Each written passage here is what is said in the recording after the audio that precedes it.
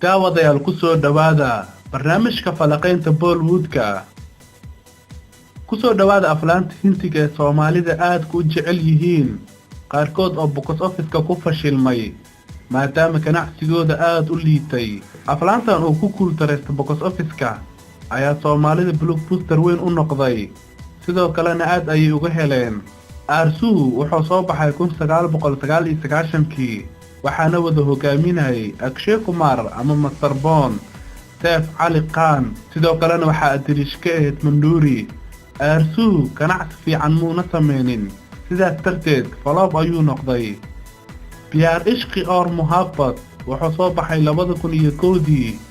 waxaana isla waday Sunil Shetty ama Balwan Aftab Shiftani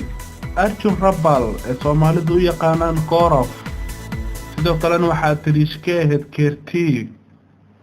sidoo kale filimkan Pyar Ishqi Aur Mohabbat ayaa ah filimkii oo ku soo caan baxay Arjun Rabbal ee Soomaalidu u yaqaanaan Korof Pyar Ishqi Aur Mohabbat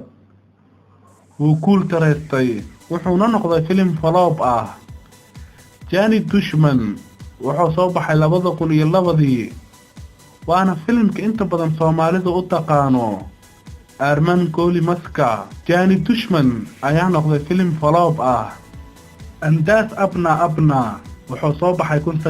1994kii waxaana wada jilayay Amir Khan Rafina Karishma Kapoor iyo waliba Salman Khan sidoo kale filimkan Andas Apna Apna wuxuu noqday filim flop ah Dilhai Tumhara wuxuu soo baxay 2002dii waxaana isla jilayay Arjun Rabbal ee Soomaalidu u yaqaanaan Korof Preeti Zinta Jamie iyo waliba Mahima Dilhai Tumhara wuxuu noqday filim flop ah asagana filimkan Soomaalida blockbuster weyn ayuu u noqday sidoo kalena wuxuu noqday filim ay mar walba xiiseeyaan waana filimkii Man wuxuuna soo baxay 1999kii filimkan ayaa ku guuldareystay box office-ka wuxuuna noqday flop daawadayaal filimkee ayaa ku wacnaa inuu hit ka noqdo box office-ka dalka Hindiya barnaamijka falaqaynta Bollywoodka waxaan ila socodsiinayay anigoo ah Cabdicasiis Cabdullaahi Cabdicasiis Nadara waxaa fududeeyay Som Films amaana Allah sidaas nabadgelyo